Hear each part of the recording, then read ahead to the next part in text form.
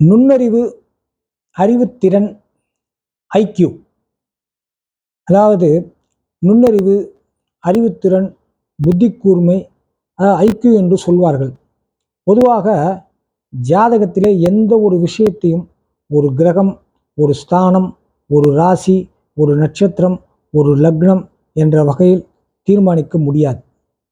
பல்வேறு வகையான கிரக சேர்க்கைகள், பார்வைகள், பரிவர்த்தனை, சாரபலம் போன்ற அமைப்புகள் மூலம் ஒவ்வொரு விஷயமும் முடிவு செய்யப்படுகிறது.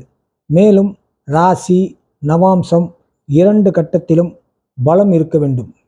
அறிவு, திறமை, கற்பது, கற்பித்தல், கிரகித்துக் கொள்வது, கற்பூர புத்தி, தேர்ச்சி, ஞானம், சமயோசித புத்தி, கல்வி அறிவு, பொது அறிவு, அனுபவ அறிவு, மேதாவித்தனம், விவேகம், ஞாபக சக்தி, ஆற்றல், ஆளுமை, செயல்திறன், முடிவெடுக்கும் புக்தி, யுக்தி, சக்தி என பல வகையான விஷயங்களை ஒருங்கே பெற்றுள்ளவர்கள் ஐக்யூ திறன் அதிகம் உடையவர்கள்.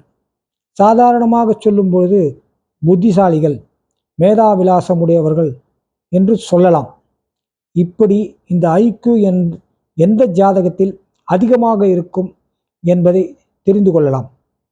ஜாதக கட்டத்தில் அறிவு கிரகம் வித்யா காரகன் புதன் மிக பலமாக இருப்பது அவசியம்.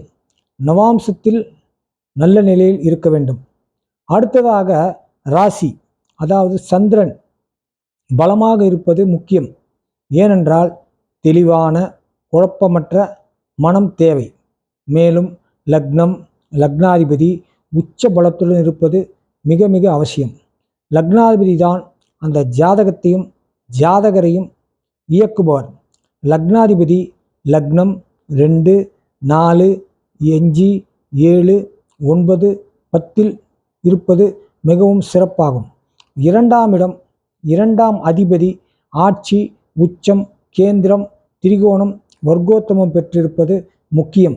ஏனென்றால் வாக்கு, பேச்சு, சொல் மிகவும் முக்கியமாகும். அடுத்து பூர்வ புண்ணியஸ்தானமான 5ஆம் இடம், 5ஆம் அதிபதி பலமாக இருக்க வேண்டும். 5ஆம் இடம் அதிர்ஷ்டம், சிந்தனை, மனம், எண்ணங்கள், போட்டி, படைப்பாற்றல், புலனாய்வு, அறிவுக்கூர்மை போன்ற திறன்களை வெளிப்படுத்தும் இடம். அடுத்தது பிரகஸ்பதி என்று அழைக்கப்படும் குரு பகவான். ஆசான், ஆசிரியர், நிதி, நீதி, ஞானம், விசாலமான அறிவு, செல்வம், மதிப்பு, கௌரவம், ஞானி, மேதை போன்ற ஆதிக்கங்களுக்கு அதிகாரம் செலுத்துபவர். இதை தவிர சில யோகங்கள் ஜாதகத்தில் அமைந்திருக்க வேண்டும்.